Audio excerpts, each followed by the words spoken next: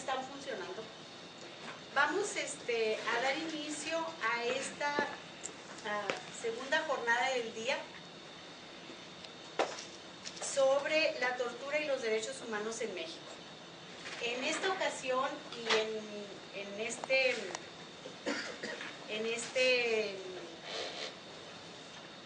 lapso, en estas 2 horas, no, es 1 hora, tendremos las participaciones en esta mesa de trabajo que se titula Tortura contra las mujeres, el caso de Salvador Atenco 2006. Tendremos las participaciones por orden de aparición, de Jaciel Luébano y Jerónimo Fong del Movimiento 132. Posteriormente tendremos la participación del compañero Jorge Santiago Aguirre y después vendrá la participación de la doctora Julia Monarres y finalmente tendremos la participación de Norma Aide Jiménez Osorio, Mujeres por Atenco.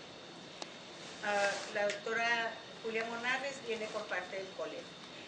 Nada más quiero señalar que las participaciones son de 10 minutos y estaremos finalizando con 10, 20, 30, 40 minutos.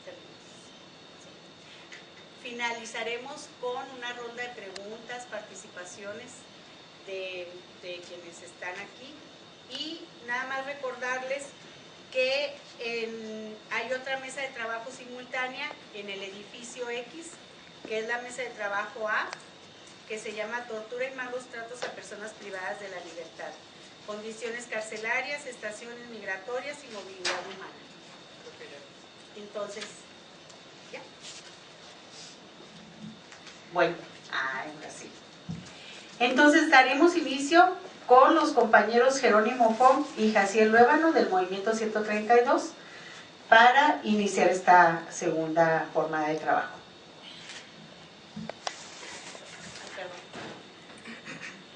Yo me lo quedé, dije por si acaso. Bueno, muy buenas tardes.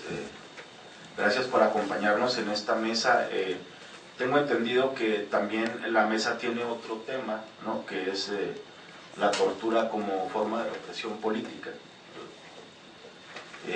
Y bueno, al menos en ese sentido iba a ir la participación del movimiento Yo Soy 132. En esta ocasión yo voy a comenzar por dar un muy breve testimonio de una represión que sufrimos aquí en la ciudad a manos de la Policía Municipal, y enseguida mi compañero Jaciel pues tratará de leerá un documento donde se abordarán algunas cosas un poco más a profundidad. Bueno, déjenme decirles que en el 2011, el 1 de noviembre del 2011, un grupo de organizaciones que nos aglutinamos en un frente que denominamos en ese momento los Indignados de Ciudad Juárez, nos disponíamos a hacer una protesta pacífica que consistía en pegar cerca de 9,000 cruces de papel que correspondían en ese momento a la cantidad de muertos que había en esta ciudad, de muertes violentas, supuestamente por la guerra contra el narcotráfico. Y también pues se iban a hacer, eran toda una jornada de varios días en el que estábamos ahí implicados varios colectivos, principalmente la otra campaña zapatista, el Frente Plural Ciudadano en ese momento, las Moradas y algunos otros colectivos que estábamos colaborando en ese frente. Cuando recién empezamos nuestra propuesta, la Policía Municipal quiso arrestarnos de manera violenta, sin mediar palabra, lo cual determinó pues en una serie de detenciones indiscriminadas hacia nuestros compañeros en 2 grupos. Primero caímos unos, después cayeron otros y en total fueron 29 los arrestados. Pero aquí lo que nosotros les queremos compartir es que fuimos golpeados brutalmente por la policía, pateados en el cuerpo, en el rostro, en todas partes del cuerpo. Estuvimos recibiendo golpes, amenazas con pistola.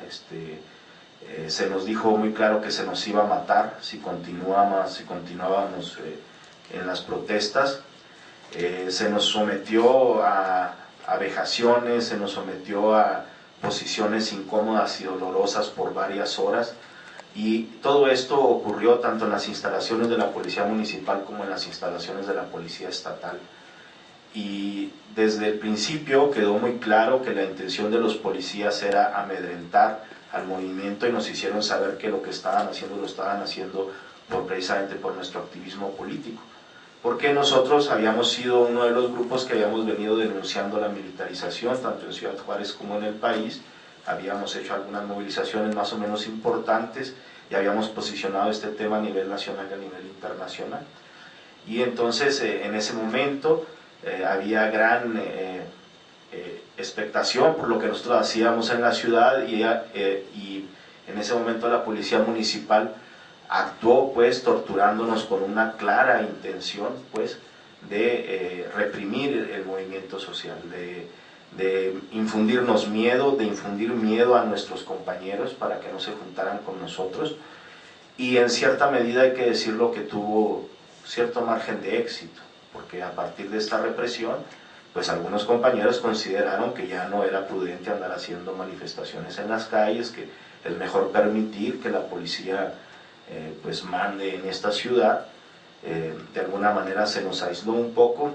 Debemos reconocer que en el momento de la detención muchas organizaciones a nivel nacional, a nivel local, a nivel internacional nos brindaron su solidaridad incondicional, y ese fue el motivo por el cual logramos salir en 24 horas, por la presión política básicamente. Pero a partir de ahí pues siguió otro momento en donde de alguna manera la policía pues sí tuvo cierto éxito. Y bueno, acá lo importante más bien es el documento que mi compañero tiene para leer.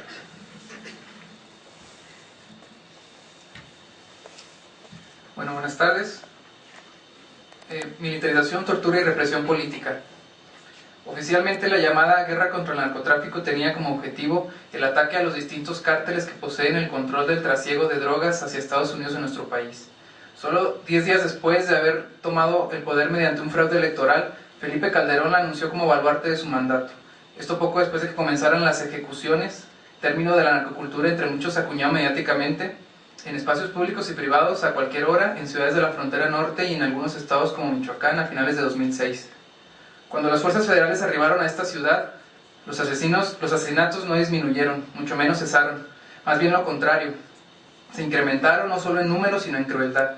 Se aplicó la llamada ley fuga, hubo fusilamientos, aparecieron desmembrados, cuerpos colgados de puentes viales, decapitaciones, amenazas, masacres en fiestas, centros nocturnos y centros de rehabilitación, tortura. Con alrededor de 8,000 efectivos entre soldados y policías federales, comandos fuertemente armados transitaban por toda la ciudad a cualquier hora del día con toda impunidad. Además se incrementaron exponencialmente los secuestros y aparecieron las extorsiones, cobro de una cuota a pequeños y pequeñísimos comerciantes para permitirles continuar con su actividad económica. Fueron asesinadas más de 12,000 personas según datos oficiales, en su mayoría jóvenes y en situación de pobreza. La zona centro de la ciudad fue desalojada, entrecomillada, al propiciar el quiebre de los pequeños negocios y con este exterminio nombrado como juvenicidio. No se detuvo o siquiera se molestó a ningún narcopolítico o narcoempresario. Se incrementaron visiblemente las desapariciones de mujeres vinculadas a la trata de personas. Durante esta guerra no solo se sacó al ejército a las calles sobre pretexto de combate al crimen organizado, también comenzó, al menos más claramente, la militarización del Estado, mediante un desbordamiento de las Fuerzas Armadas hacia el conjunto de este, al acceder al control de la mayoría de las estructuras estatales y paraestatales, con la fusión en mayor o menor nivel de los aparatos represivos y los demás sistemas de dominación política. En el entendido de que el Estado es una hegemonía blindada de coerción, según Gramsci, los aparatos ideológicos no pueden garantizar por sí solos la dominación, tienen que tener como último recurso los aparatos represivos, que en caso de crisis de los primeros el eje de poder se desplaza a los segundos, por lo que queda mejor definido el rostro del Estado, o sea, de núcleo coercitivo envuelto en hegemonía, según Lowell, en el que si la envoltura se debilita, el núcleo brota. Los aparatos ideológicos siguen empero teniendo su función generadora de consenso, por lo que no se pasa al uso exclusivamente de la coerción. El propio sector militar se convierte en un aparato ideológico difundiendo diversos temas según sea necesario. Por ejemplo, el argumento de la defensa del país de narcoterroristas, el enemigo interno, justificando así su intervención y mintiendo sobre su acción. Ante las grandes reconfiguraciones del capital en esta ciudad, la resistencia desde abajo se construyó en un primer momento contra el proceso de militarización de la sociedad.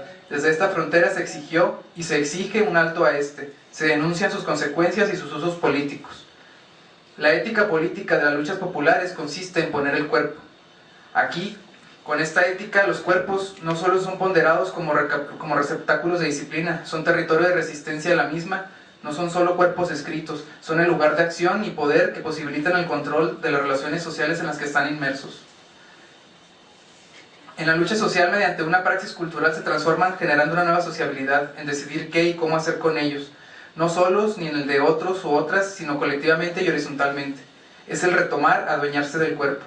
El ataque y respuesta más directa a esto de las clases dominantes a través del Estado es la humillación y la violación física y psicológica, la represión de la lucha social con la tortura. Infligir la infamia de la agresión sexual, golpes en la cabeza, espalda, piernas, testículos, vagina, torso, estómago, ano, cara, cortaduras, desprendimiento de orejas, cabello, aplastamientos, ruptura de huesos, quemaduras, descargas eléctricas, extirpación de ojos, arranque de uñas, despedazar la nariz, la mandíbula, introducir ratas vivas en la vagina, colgarte de cabeza, de los senos, por horas, por días, medio matarte o matarte y luego revivirte, y luego recomenzar, o torturarte en otros, obligarte a presenciar cómo se hace todo esto con tus amigos, amigas, familiares, compañeros, compañeras, o desaparecerlos. Pero los torturadores no nacen, se hacen. Desde 1946 en Panamá fue establecida la Escuela de las Américas, luego trasladada a Fort Benning, en Georgia, y hoy llamado Instituto de Cooperación para la Seguridad Hemisférica. Uno de los principales diarios panameños lo nombró la Escuela de los Asesinos. Cientos de miles de latinoamericanos han sido torturados, violados, asesinados, desaparecidos, masacrados y obligados a refugiarse por soldados y oficiales entrenados en esa escuela. Los egresados de la SOA, por sus siglas en inglés, persiguen a los educadores, organizadores de sindicatos, trabajadores religiosos, líderes estudiantiles y a los pobres y campesinos que luchan por los derechos de los damnificados. A lo largo de sus más de 60 años de existencia, la Escuela de las Américas ha entrenado a más de 61,000 soldados latinoamericanos en cursos como técnicas de combate, tácticas de comando, inteligencia militar y técnicas de tortura. Estos graduados han dejado un largo rastro de sangre y sufrimiento en los países donde han regresado. Hoy día la Escuela de las Américas entrena casi 1,000 soldados y policías cada año. Según la organización SOA Watch, Juliana Isaola Pérez, actual secretaria de Seguridad Pública Municipal, tomó el curso de Administración de Recursos en 1997 en esta institución. Desde 2011 detenta este cargo público y es señalado como violador de derechos humanos y asesino. Sus políticas policíacas pasan por militarizar los mandos y practicar la tortura. Ha sembrado el terror en la ciudad, detiene y desaparece indigentes, jóvenes y sospechosos en la zona centro, con la venia del gobierno municipal. Es acusado también de esto en la ciudad de Tijuana, donde desempeñó el mismo cargo. Tiene varias investigaciones de organizaciones como Amnistía Internacional y la ONU. Ha amenazado de muerte abiertamente a los medios de comunicación locales. Debemos entender que la mentirosa llamada guerra contra el crimen, capítulo mexicano de la doctrina guerra contra el terrorismo, es una tendencia global impulsada por el estado de crisis del capitalismo. La militarización de las policías y los aparatos de seguridad, así como el planteamiento de las leyes de excepción, es una consecuencia directa de esta tendencia. Es lógico pues que ahora las policías municipales incrementen las técnicas de tortura y esto se convierte en una especie de arma de Estado contra movimientos incómodos o críticos de las administraciones públicas. En el caso de Ciudad Juárez, la policía municipal puede convertirse exactamente como un comando en campaña, matando, secuestrando, destruyendo y torturando, porque el pretexto de la guerra se lo permite. Así pues, para disminuir la tortura contra movimientos sociales en el país, es bueno recordar uno de los resolutivos en la Mesa 2 del Pacto Nacional Ciudadano firmado el 10 de junio de 2011 en Ciudad Juárez. Exigimos el fin inmediato de la estrategia de guerra, el regreso de los militares a los cuarteles, la desmilitarización de la policía y el fin del fuero militar. Desde este espacio, entonces, exigimos el alto a la práctica de la tortura en nuestra ciudad inmediatamente y justicia para las víctimas. Demanda que pasa directamente sobre el alto a la militarización de las sociedades, el cese de su cargo a funcionarios involucrados directo e indirectamente con estas redes y aparatos represivos y juicio a los culpables. Gracias.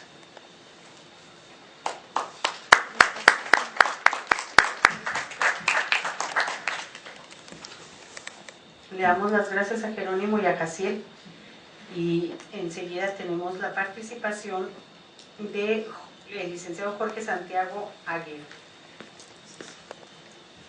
Bien, pues buenas tardes a todos y a todas. Mi nombre es Santiago Aguirre, yo vengo del estado de Guerrero, del Centro de Derechos Humanos de la Montaña Tlachinolan. Nosotros trabajamos en la región de la montaña, nuestra sede está en Tlapa, Guerrero, también en la ciudad de Ayutla de los Libres tenemos un proyecto y desde hace pues 19 años trabajamos en la defensa y promoción de los derechos humanos con los pueblos indígenas de Guerrero, que tienen su asiento territorial en la montaña. Se nos había invitado a esta mesa en la idea de comentar sobre el empleo de la tortura en contextos de represión política, y en ese sentido, bueno, Guerrero tiene una larga historia de movimientos sociales que han sido reprimidos mediante diversas modalidades de violaciones a derechos humanos, entre ellas la tortura, desde los años 70, más recientemente con la emergencia de grupos armados en los años 90, y a partir de los años 2000 contra organizaciones indígenas que se han ido articulando para defender sus derechos, muy señaladamente en la región de Ayutla. Pero más recientemente, el evento más emblemático del uso de la tortura en este contexto, pues sin duda fue la represión estudiantil contra los normalistas de Ayotzinapa Guerrero, de la Normal Rural Raúl Isidro Burgos, y quisiera referirme a ese caso en particular para de ahí sacar algunas conclusiones sobre el uso de la tortura en este contexto, que bueno, con los riesgos consabidos de trazar generalizaciones y paralelos en un país tan grande y diverso como México, de alguna manera podrían ayudar a la reflexión colectiva. Como muchos de ustedes saben, las normales rurales tienen una larga tradición de lucha en México, de ahí han salido luchadores y luchadoras sociales que se han comprometido con las causas populares. La normal rural ha sido también semillero de importantes dirigentes de la lucha social en el estado de Guerrero.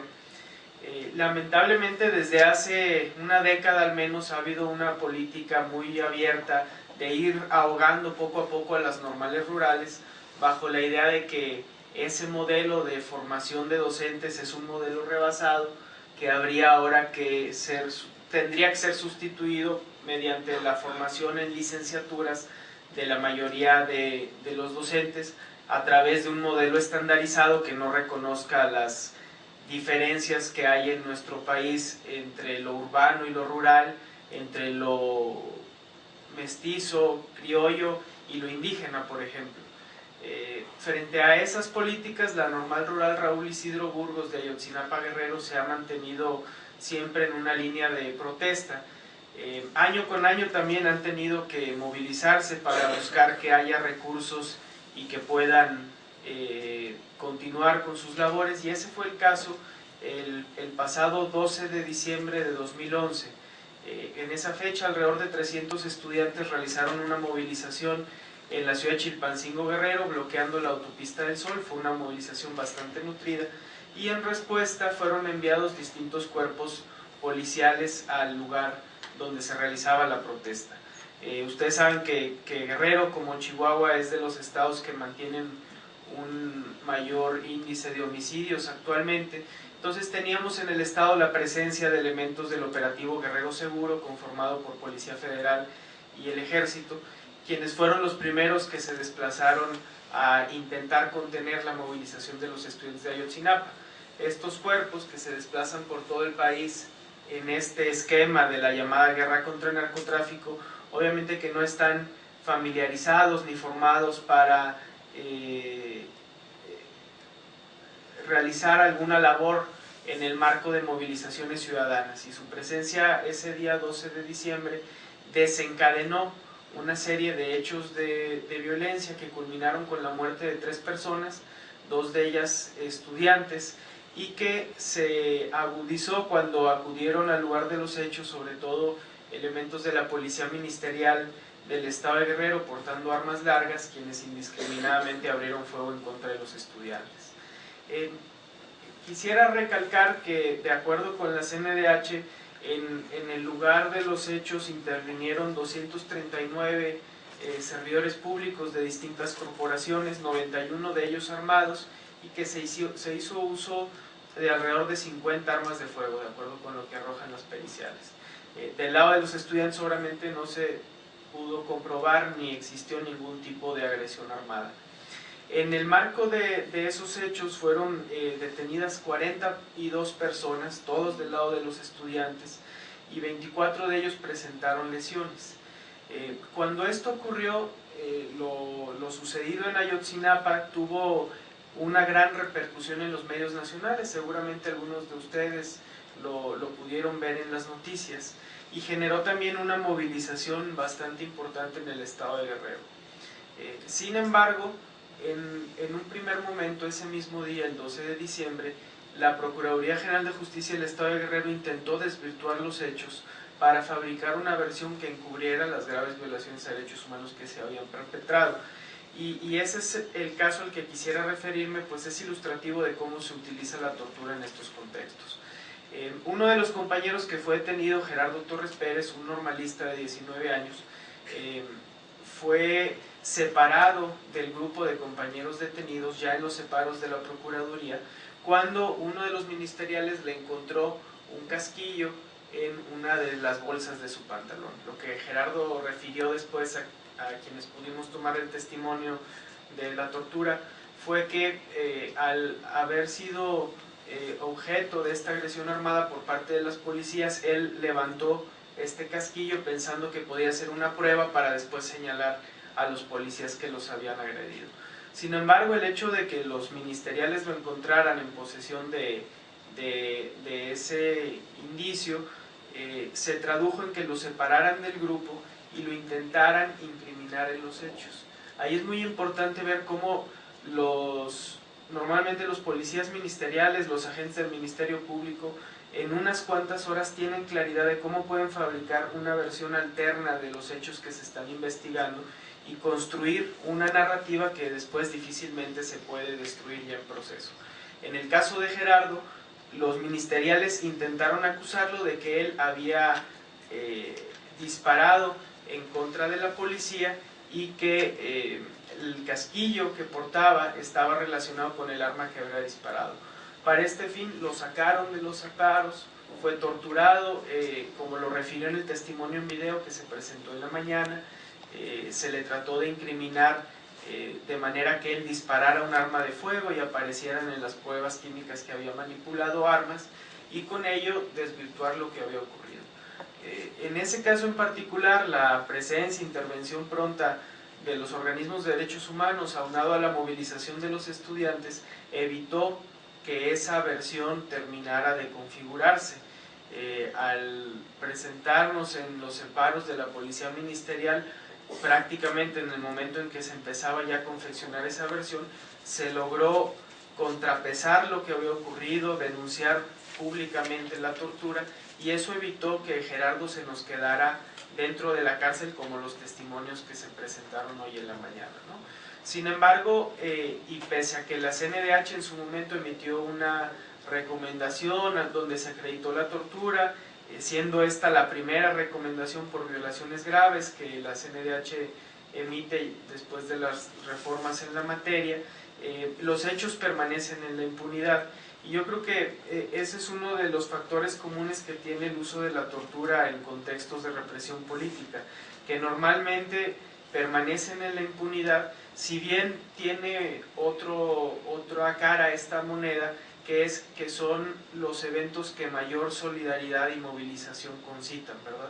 Si Gerardo Torres Pérez en este caso logró su libertad y no se quedó en prisión como le ocurre a muchas otras personas o a los familiares de quienes nos presentaron su testimonio en la mañana, fue justamente porque él fue detenido y torturado en un contexto de movilización política, lo que facilitó el tejido de alianzas y la articulación necesaria para exigir su liberación, lo que pocas veces ocurre con gente, digamos, que ordinariamente y sin tener ninguna vinculación con un hecho delictivo es detenida, torturada y procesada, ¿no?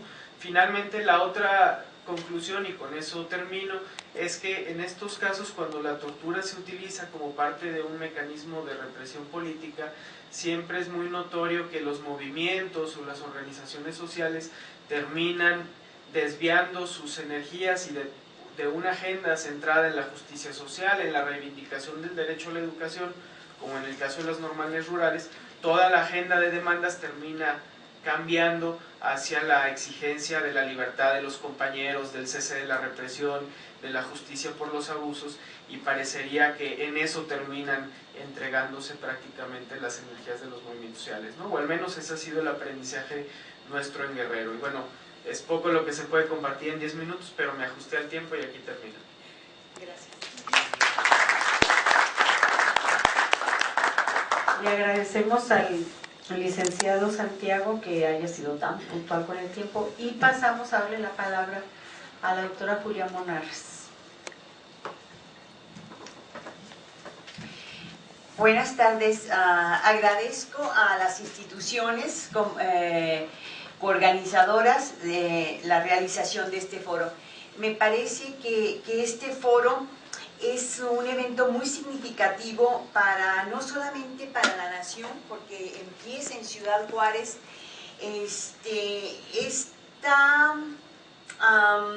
movimiento en contra de la tortura y a favor de los derechos humanos. Y en Ciudad Juárez es muy significativo, sobre todo por el borramiento oficial que tenemos de ciertas de las atrocidades que ha sufrido un número muy significativo de personas, de las cuales desconocemos, que ahorita nos han dado testimonios, tanto Jaciel, y Jero, nuestro compañero de la Asociación de Tlachino, perdón, no me aprendí los nombres, y en la mañana que estuvo Normaide contándonos su testimonio sobre la represión que sufrieron en Atenco. Me parece también que en Ciudad Juárez, como en otras ciudades del país, hay una política del olvido. Y a partir de esta política del olvido, a mí me gustaría dar mi presentación con una pregunta de Svetan Todorov, de su libro que se llama Memoria del mal, tentación del bien. Y él dice que quienes conocen el pasado desde el interior tienen el deber de transmitir la lección a quienes la ignoran. Pero ¿cuál es esta lección? Entonces yo quiero decir que quienes conocen el pasado, tanto son ustedes que se han convertido en testigos, y también soy yo que de una u otra manera sé algunas atrocidades que han sufrido las personas. Entonces ese pasado me corresponde también a mí atestiguarlo, y yo tengo el deber de transmitirlo. Claro que lo transmito desde una experiencia académica. ¿Y cuál es la lección a la que nos convoca la pregunta de Svetan Todorov? Bueno, la lección es la experiencia de la tortura que han sufrido en Ciudad Juárez. Ahora, el pasado para Ciudad Juárez, me parece que hay dos momentos que son muy significativos. Uno es el que tenemos desde 1993 con el feminicidio, y el otro es 2008 con el operativo conjunto Chihuahua. Entonces, estos dos elementos deben de ser analizados desde un humanismo crítico, pero también desde un humanismo feminista. Sí, para analizar la política del olvido es necesario, para mí, porque cada quien lo puede analizar desde diferentes maneras, los 4 elementos que Svetan Todorov nos dice cómo los estados o los gobiernos hacen una política del olvido. Él dice que primero es importante tomar en cuenta la desaparición de las huellas, el otro es la intimidación, el otro es el uso de los eufemismos, y por último la mentira. Con relación a la desaparición de las huellas, podemos decir que cuando en 1993 se dieron a conocer que en Ciudad Juárez había una forma de desaparecer niñas o jóvenes y torturarlas, mutilarlas y dejarlas en lugares inhóspitos, el gobierno ha tratado de desaparecer todo este movimiento, diciendo que, o todo este reclamo de la impunidad y de los tratos crueles e inhumanos que han recibido estas jóvenes. Hubo un voto concurrente de parte de la sentencia del campo algodonero, de la jueza, diciendo que era tortura lo que habían recibido las mujeres. Sin embargo, a pesar de que van 20 años de reclamos, las personas se quedan absolutamente sin justicia. Y hoy, en el momento actual, vemos que lo que ha sucedido en el Valle de Juárez es muchísimo más grave todavía que lo que sucede en el campo algodonero, pero hay una desaparición, o sea, van dando de gota en gota las osamentas, porque ya ni siquiera son los cadáveres de las mujeres asesinadas. En este sentido, también retomo lo que ha pasado con los hombres y también con algunas mujeres con relación a la tortura que recibieron, no solamente por parte del crimen organizado, porque lo supimos cuando vimos todos esos cuerpos torturados, mutilados, masacrados, también por parte de quienes venían supuestamente a hacerse cargo de nuestra seguridad. Y cito textualmente el testimonio de un hombre que le dice a un soldado: nadie sabe que te tengo aquí, tu familia, nadie se va a enterar. Así como yo ahorita te puedo borrar del mapa, no vas a ser el único, ya hay varios. Bueno, la intimidación es el segundo mecanismo. La intimidación para el control de la memoria tiene que ver con ese miedo que le das a las personas, con esa humillación, con ese desvalorizarlas. Y a las familias de las víctimas del feminicidio se les dijo que sus hijas tenían una doble vida, ¿sí? Por la mañana eran obreras, pero por la tarde, en la noche eran prostitutas. También que eran las mujeres públicas, y las mujeres públicas son diferentes a las mujeres privadas. A las organizaciones no gubernamentales siempre se les ha dicho que ellas lucran con el dolor de las víctimas, y como dice Melissa Wright, el dolor privado entonces se transforma en una mercancía pública por parte de las organizaciones no gubernamentales. Esto dice el gobierno. Y finalmente dijeron que lo que pasaba en Ciudad Juárez, el feminicidio, era un mito y que había sido pues creado por parte de las organizaciones no gubernamentales y por parte también de la academia. Y este mismo mito, digo yo, lo hemos atestiguado a través de las imágenes de quienes han sido torturados y han sido asesinados. Y cito los nombres de algunos que ustedes ya conocen, como Ismael Fierro Chavarría, el Lavacoches, que fue confundido, detenido y tundido a golpes por 6 policías municipales. Lo acusaron de ser sicarios en una balacera. También, cómo olvidar a César Adrián García López, quien falleció a causa de la tortura policíaca.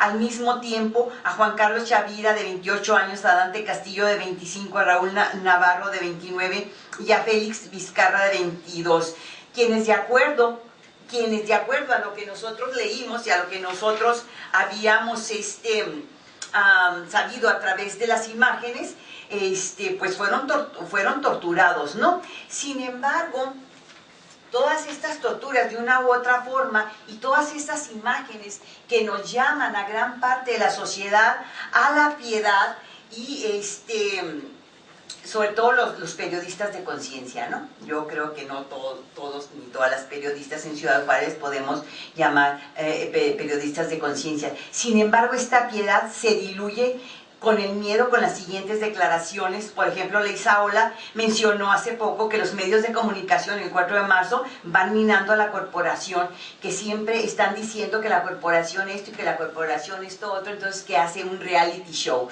Entonces los derechos humanos, Leizaola los compara con un reality show, ¿no? Y él dijo, bueno, los periodistas son el punto negro para la sociedad.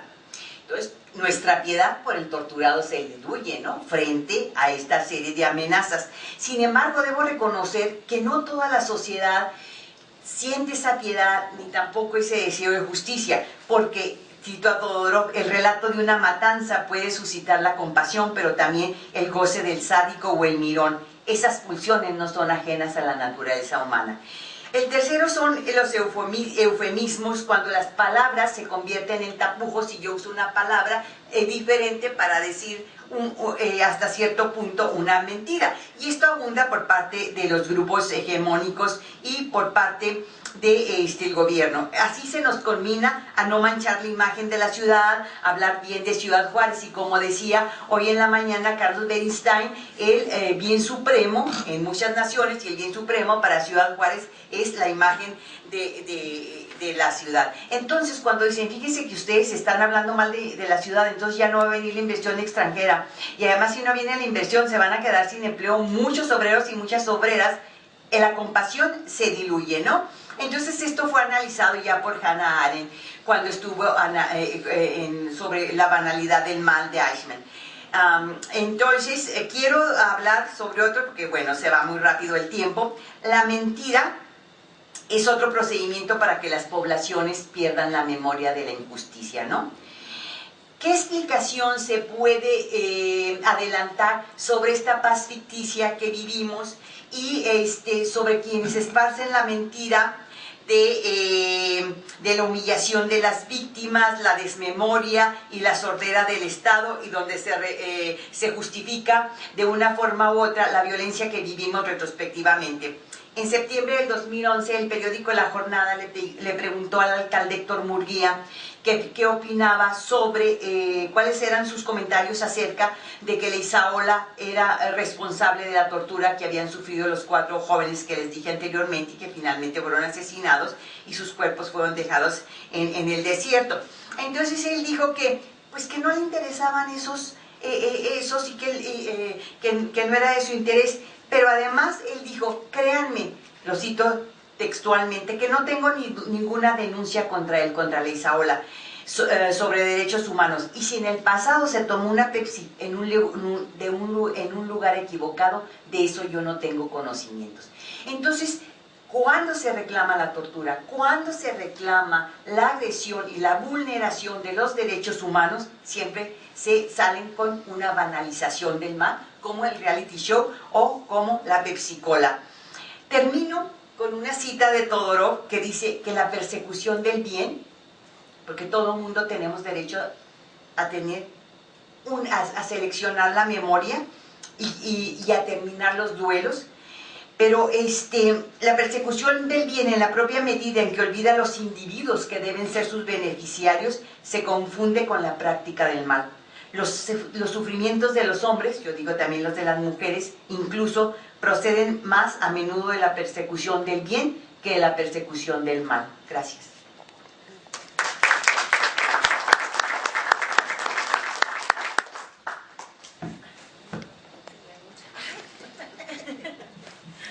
Muchas gracias. Bueno, para finalizar esta ronda, tenemos a la compañera Normaide Jiménez Osorio, de Mujeres de Atenco.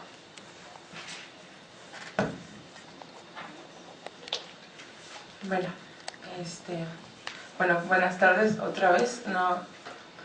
No sé si estuvieron hace un rato en la mesa de testimonios. Bueno, fue una parte dura, pues. El testimonio de alguien que es sobreviviente siempre... Híjole, es como recordar el lugar de vulnerabilidad en el que te pusieron, y entonces es como que te quedas desnuda ante toda esta violencia, ¿no? De alguna forma. Lo que quisiera abordar ahora, bueno, en este marco de represión política, tortura, la cosa es que, ¿qué pasa cuando eres torturado o torturada? ¿No? Específicamente en mi caso, torturada sexualmente.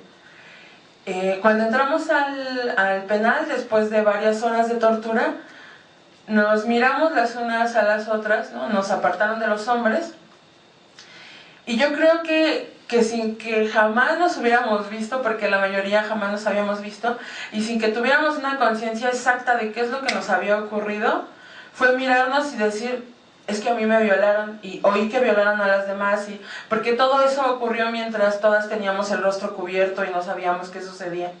Pero entonces fue como de repente dejar a un lado lo privado, ¿no? Y decir, a mí me pasó esto, ¿cómo te sientes tú? ¿O cómo estás tú? ¿No? Y era una preocupación generalizada. O sea, era tan grave lo que habíamos escuchado o lo que nos había pasado a nosotras mismas, que queríamos saber cómo estaba la otra sin conocerla, ¿no? Y sin saber a ciencia cierta cómo la estaba viviendo. Nuestra primera reacción fue de enojo, ¿no? Estábamos muy, muy enojadas, y entonces en ese momento, así de la nada, surgió como un plan y dijimos, tenemos que denunciar esto que nos ocurrió, ¿no? O sea, no pensamos en estamos en la cárcel. O sea, fue como espontáneo, fue tanta la indignación, tanto nuestro sentir, ¿qué vamos a hacer con esto que nos ocurrió?, que no lo pensamos y comenzamos a denunciar. Primero fue una denuncia a través de un papel y un lápiz, escribimos nuestros testimonios. Y en ese momento no parecía tan doloroso como ahora, ¿no? Simplemente nos dedicamos a decir sin ningún tipo de tapujos, sin sentir vergüenza, esto y esto y esto me hicieron los policías. Y salió afuera. Y entonces primero los medios alternativos, los medios libres, nos dieron la cobertura. Y luego creció y creció y creció. Y creo que no nos dimos cuenta hasta qué punto todo nuestro mundo sabía lo que nos había ocurrido. Todo lo que nosotros habíamos escrito se reproducía en pedazos, había periódicos que lo nombraban, y entonces eso nos llevó a que el Estado nos descalificara y dijera, sí, y esto me indigna mucho todavía, y lo quiero repetir ahora, porque había una declaración de Wilfrido Robledo, si es que no me recuerdo, que decía que era imposible que hubiéramos sido violadas, porque en México una mujer cuando es violada siente vergüenza y sería incapaz de denunciarlo. Y que esa era su mejor prueba para decir que estábamos mintiendo, porque ¿cómo iba a ser posible que un grupo de mujeres, además un grupo de mujeres, dijera, a mí me violaron tantos policías, ¿no? A mí me hicieron esto, a mí me torturaron? Eso era imposible en su imaginario, según él. Entonces creo que al principio todo fue plagado de mucho coraje, de decir, ¿cómo es posible? ¿Cómo es posible que ellos, los perpetradores, estén ahí sentados, ahí felices viviendo su vida, y yo me tengo que comer la vergüenza, y yo me tengo que comer la culpa, y el señalamiento es para mí? Porque a la que señalan y a la que le dicen violada es a mí, a la que le dicen mentirosa es a mí, la que tiene que probar lo que le ocurrió, por más doloroso, fuerte y lleno de estigmatización que sea, soy yo. Entonces, ¿qué hacemos con eso? Al principio decidimos hablar y hablar y hablar, porque pensábamos que lo primero que le apostaba el Estado era el silencio. Te torturan de una forma, o la violencia es de tal forma, ya que así se completa la tortura, es que te causen un dolo tan fuerte que sea imposible, que no lo es, pero tratan que sea imposible que lo puedas verbalizar, que te puedas enfrentar a él y decir, esto me ocurrió. Y decidimos brincarnos esa valla. Dijimos, no nos vamos a callar, no importa qué tan doloroso pueda ser, vamos a romper su cerco y no nos vamos a callar, y no vamos a dejar que esto se quede en el olvido y que esto se quede en el silencio. Y así fuimos hablándolo y hablándolo y hablándolo, y de repente de algunas compañeras vino un cuestionamiento de, bueno, ¿y qué hacemos con esto? Porque al final nos estamos colocando en el lugar, no pasivo, pero sí en el lugar en el que nos quiere poner el Estado, en el de las víctimas. Entiendo toda la parte de lo que significa la víctima, ¿no? Como en un proceso legal y en un proceso social, sí, pero al final tú te sientes como el agredido, te vas haciendo chiquita, ¿no? Y entonces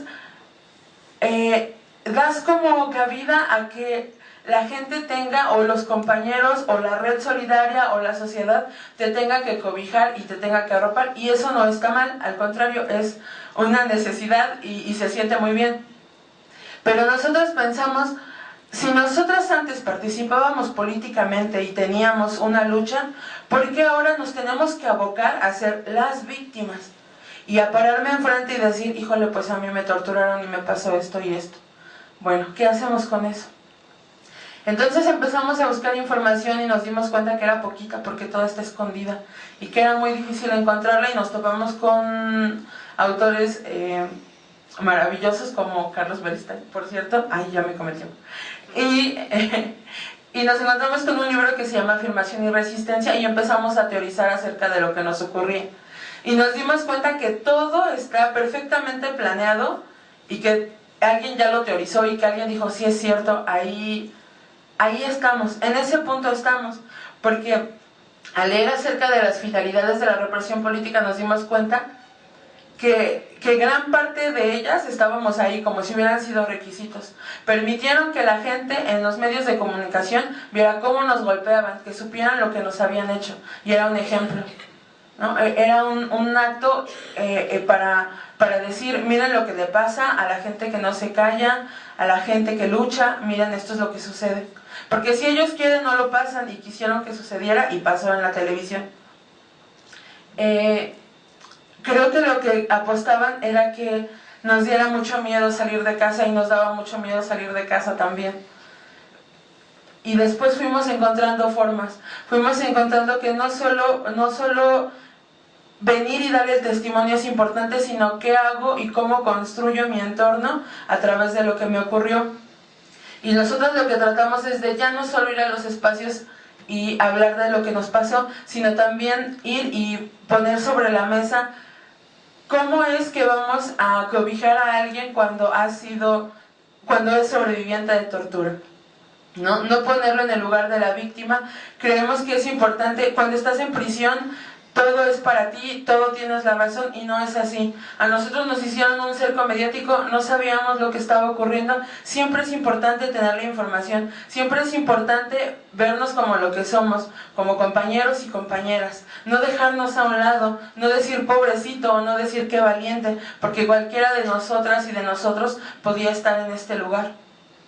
Lo importante, y creo que lo mejor, que para acabar prontito, que tenemos de todo esto es que nosotras somos un grupo de 11 mujeres distintas de diferentes lugares, con diferentes quehaceres en la vida, pero estamos juntas, y eso nos ha ayudado a seguir, porque el próximo 3 y 4 de mayo se cumplen 7 años, y seguimos juntas, y seguimos luchando, y seguimos hablando de lo que nos ocurrió, y la mayor parte de nosotras seguimos participando.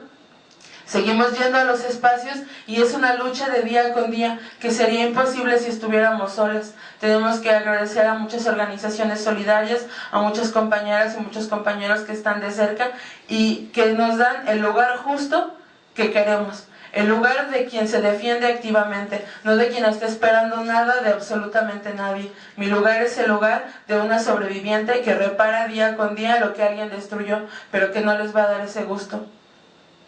Bueno, pues agradecerles la invitación, y a nombre de mis otras 10 compañeras de la denuncia, pues decirles que aquí seguimos y que esperamos que pues nos sigan acompañando en este proceso, porque al parecer todavía nos queda un buen rato por pelear. Gracias.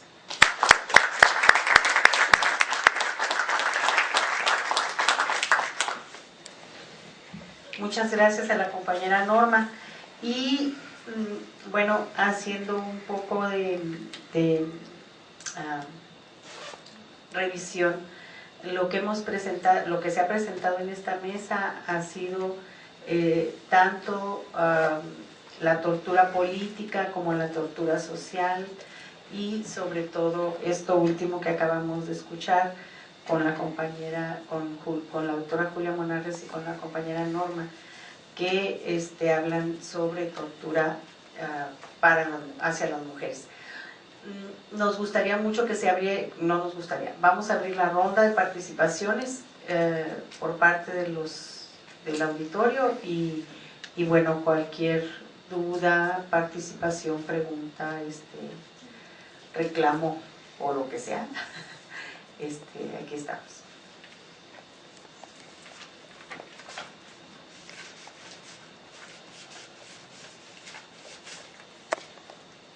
A ver, compañero. En este contexto que están platicando de la tortura, en el contexto de persecución social o de manifestación social o de proceso social, ¿qué resultados han obtenido? Le pregunto sobre todo a la compañera de Tlachinolan y a la compañera de Atenco.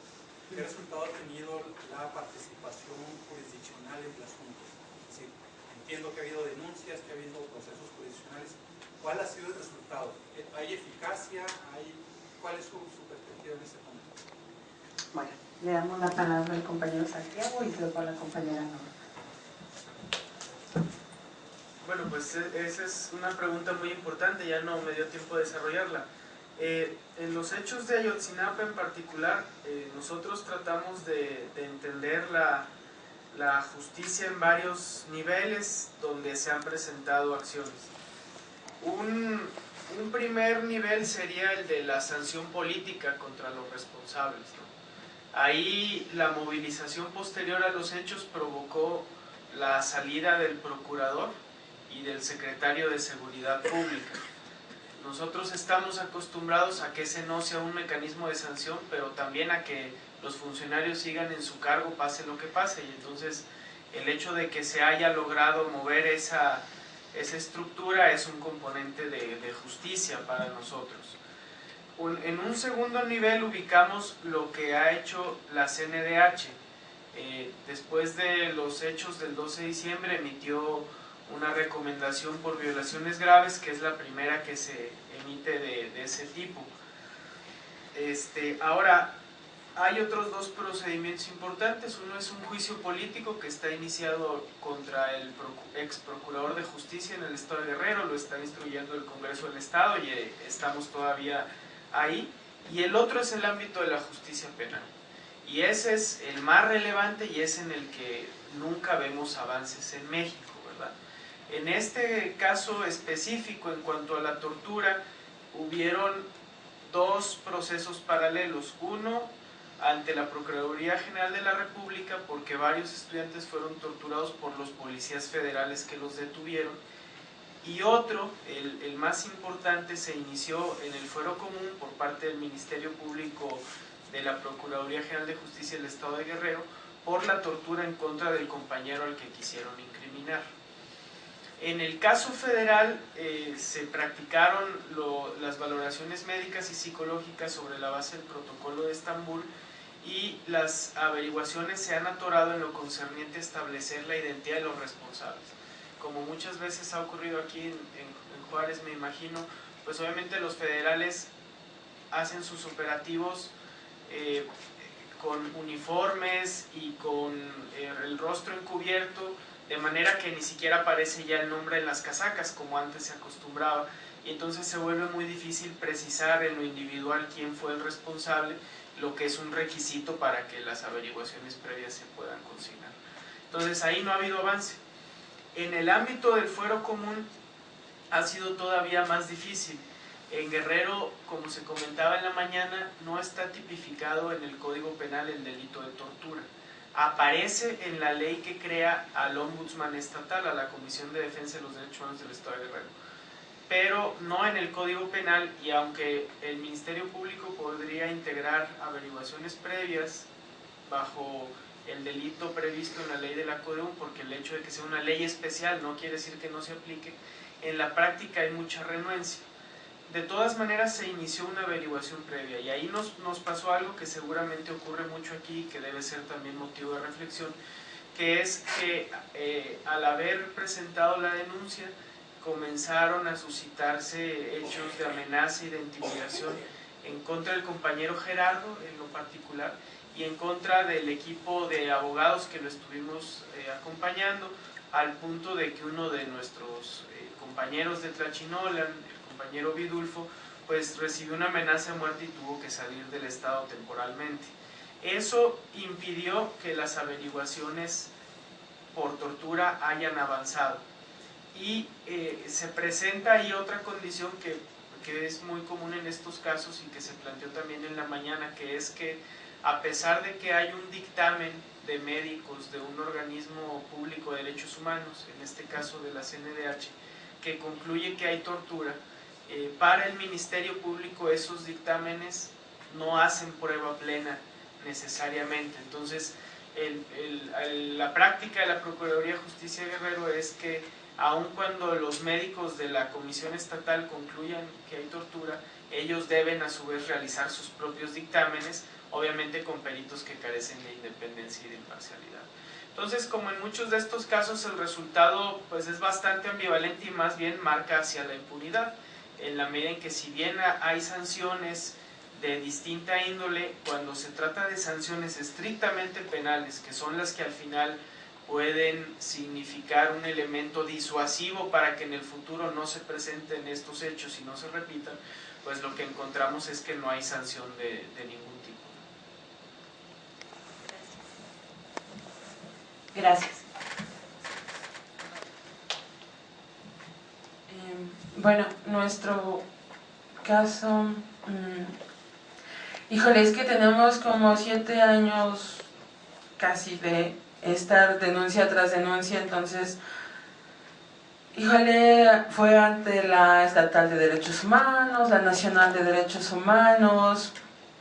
Alguna vez llegó alguien que para una multa administrativa iban a multar a los policías por lo que nos había pasado, o sea, cosas así, ¿no? Y todos los días llegaba alguien así de, ¿quieren denunciar? Bueno, ¿no? Entonces lo único que encontramos fue revictimización, ¿no? Que pusieran en duda lo que nos había pasado y someternos a exámenes y peritajes y a estos protocolos de Estambul que, bien llevados, porque el colectivo contra la tortura y la impunidad nos practicó uno, está bien, pero en manos de Comisión Nacional de Derechos Humanos, PGR, la FEBIMTRA, fue terrible. Todo el tiempo te ponían en duda, trataban de que o sea, como si fuera un juicio acerca de si estabas bien o no, ¿no? Una cosa así. Entonces ha habido varios disque avances, pero bueno, nosotros, la verdad, para no hacerlo tan largo, creemos que es toparnos con la pared. O sea, si estás responsabilizando al Estado, creemos que es absurdo pensar que el mismo Estado se va a autocastigar y va a decir, sí, claro, estoy mal. O sea, ha habido que consignan a este policía por esto, no ha habido consignación por tortura, han hecho reclasificado los delitos, creo se llama, no sé muy bien, pero es una cosa así como abuso de autoridad, y en vez de violación ha sido actos libidinosos, que es así como chiquitito, y, o sea, no, eso es lo que hemos obtenido, nada, ¿no? Desgaste. Ahora metimos una petición ante la Comisión Interamericana de Derechos Humanos. Creemos que es una instancia internacional es a donde sigue, pues, porque aquí no hemos encontrado nada. Y bueno, justamente el jueves que viene, 14 de marzo, tenemos una audiencia. Creo que ahí es donde vamos, porque aquí hay 2 policías consignados por lo que nos ocurrió en Toluca, Almoloya, y bueno, es que es lo mismo, ¿no? Que ellos no estaban, que ellos iban en el camión, que tal vez sí, que tal vez no, pero con toda esta cosa de no los pueden reconocer. Alguna vez nos llevaron unos libros inmensos de tienen que ver estas fotografías y decir y señalar a sus violadores, y era de, es imposible que yo los reconozca porque ellos nos taparon el rostro a todas nosotras. Y entonces es eso, ¿no? O sea, es eso, solo revictimizarnos y darnos largas, ¿no? De, ay, claro, sí nos importa mucho. En algún momento la fiscal de esta fiscalía maravillosa, especializada contra la violencia hacia la mujer, no sé, algo así inmenso que era imposible descifrar, fue y nos abrazó y se tomó la foto y dijo, pobrecitas, son casi mis hijas y quisiera cuidarlas para toda la vida. Y no fue verdad, porque se tomó la foto y nunca volvió, ¿no? Pero salimos como las hijas de Alicia Pérez Duarte, por cierto. Y es eso ha sido siempre. Gracias.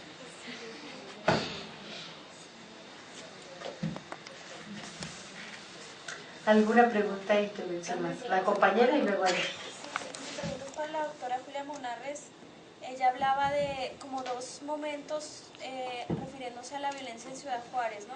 Un momento caracterizado por la presencia del feminicidio en el 93 y luego con el conjunto operativo en Chihuahua, ¿no? Digo, para gente que no conoce lo que pasa en Ciudad Juárez, de repente como que hablar de esas 2 oleadas de violencia en un mismo, o juntas, es como medio, o sea, te pueden decir es que son causas diferentes, tienen, y seguramente sí, pero pues que quisiera saber cómo desde su punto de vista se relacionan, o de qué manera podemos darle como algún tipo de línea de continuidad a esas 2 violencias. O comprenderlas juntas, ¿cómo le podemos hacer? ¿Cómo le podemos hacer? Bueno, se dice que solamente las mujeres sufren violencia sexual, pero también los hombres sufren violencia sexual.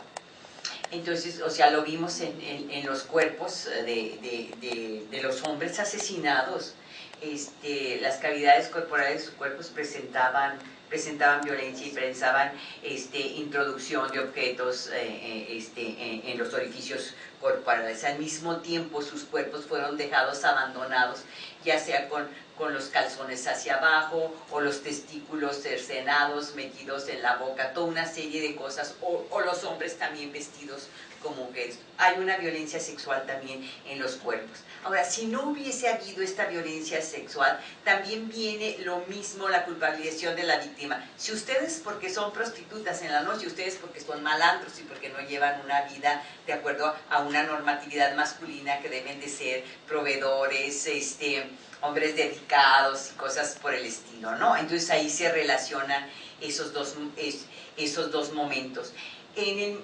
Con la desaparición de las huellas, yo me refiero que tanto no importan las mujeres asesinadas como tampoco importan los hombres, ¿no? Ahí es esto. Y la otra cuestión también que me parece muy importante es que un número muy significativo de los hombres que murieron asesinados pertenecían a estratos económicos en pobreza, o más bien podríamos decir de desigualdad social, más que de pobreza.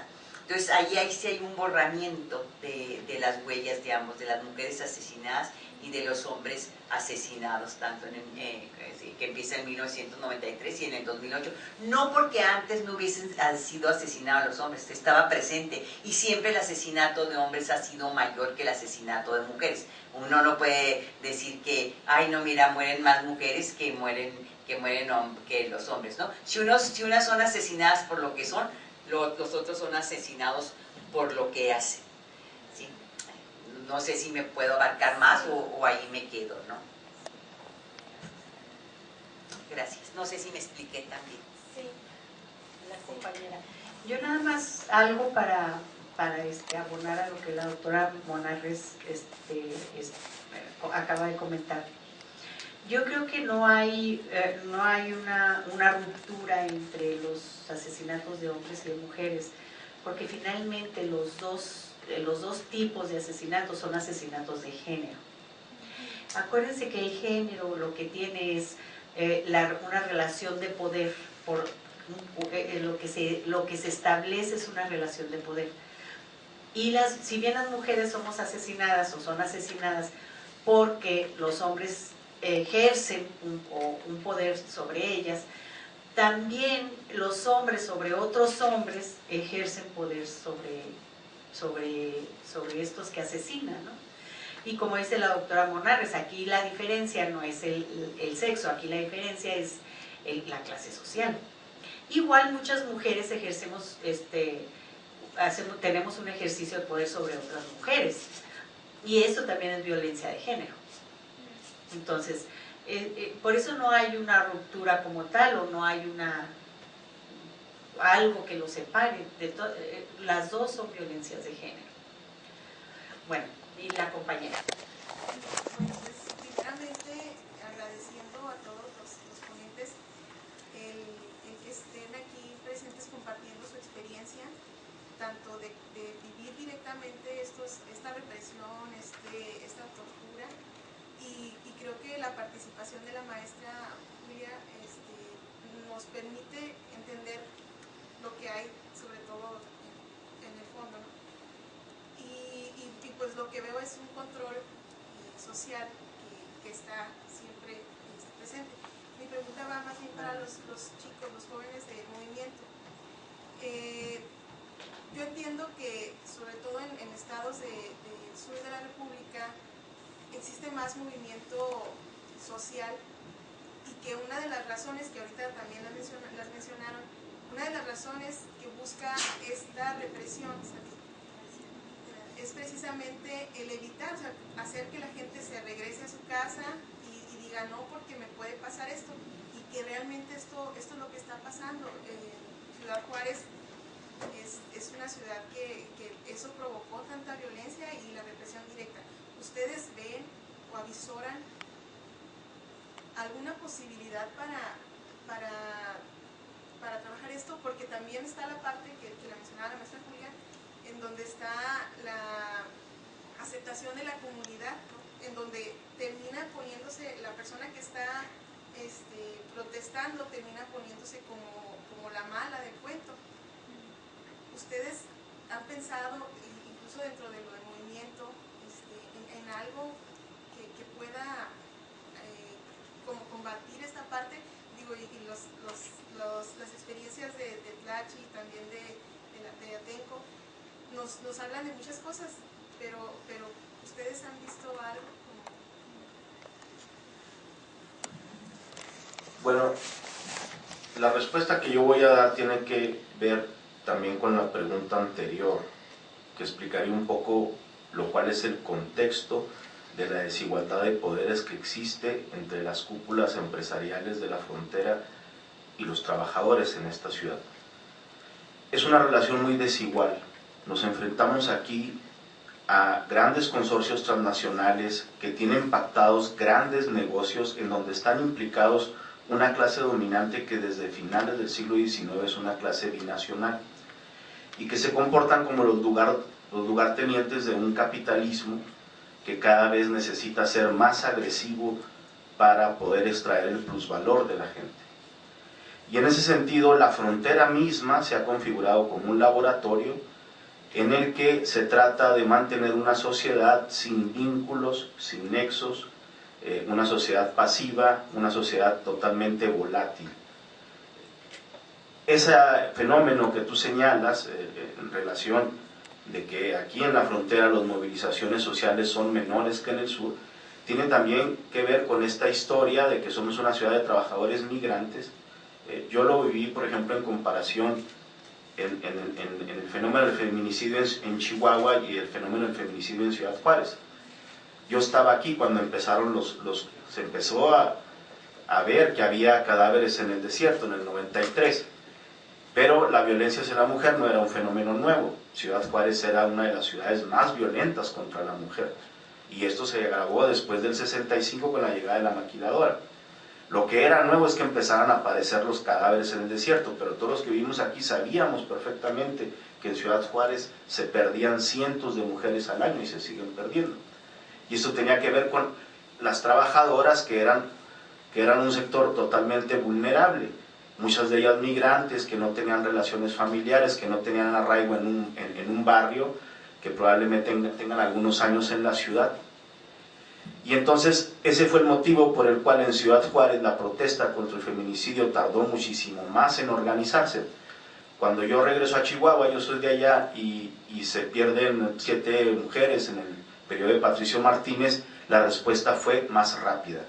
¿Por qué? Porque la respuesta incluía primos, incluía abuelos, incluía la gente que había vivido con esas jóvenes desde la primaria, las había conocido en la primaria, en la secundaria, es decir, había lazos comunitarios y aquí no los había. Entonces eso determina mucho la capacidad de respuesta, ¿no? Entonces Ciudad Juárez es así, tenemos una crisis permanente de la política por estas situaciones que son meramente económicas, sociales, etc. Y nosotros lo que hemos entendido es que si esta frontera es un experimento del capitalismo global, la resistencia que nosotros tenemos que estar tiene que ser a esa altura.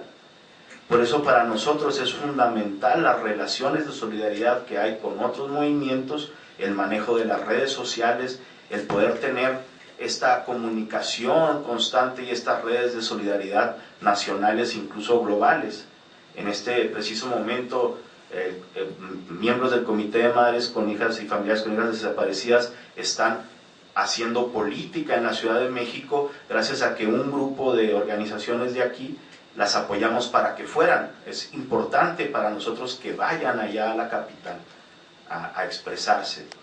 Es importante que se conozca, porque efectivamente no pensamos y no creemos que aquí en Ciudad Juárez se vaya a despertar un movimiento masivo, a pesar de que los agravios son muy profundos por las características de la ciudad. Y entonces nuestra lucha tiene que ser global, tenemos entonces que ir aplicar otras tácticas que ahora son posibilitadas con los nuevos avances. Ahí es más o menos donde hemos intentado hacerlo, ¿no? Es decir, tratar de estar muy en conexión con los demás movimientos en otras partes del país y tejer una red de solidaridad.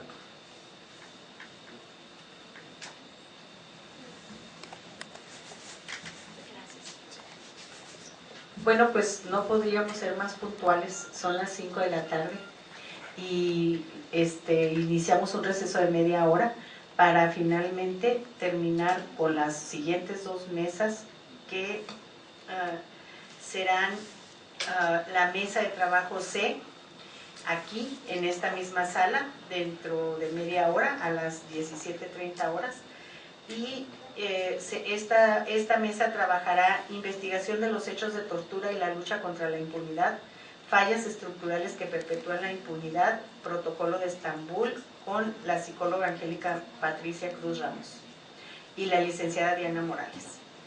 Y habrá una segunda mesa simultánea en el edificio X, que será la mesa de trabajo D, y serán casos de violaciones a derechos humanos cometidos por militares, fuero militar, papel de las comisiones estatales de derechos humanos, la prevención de la tortura, con la licenciada Araceli Olivo del Centro Pro Derechos Humanos y el licenciado Gustavo de la Rosa de la UACJ. Entonces los invitamos a que descansemos un ratito y para iniciar con esta siguiente ronda de mesas.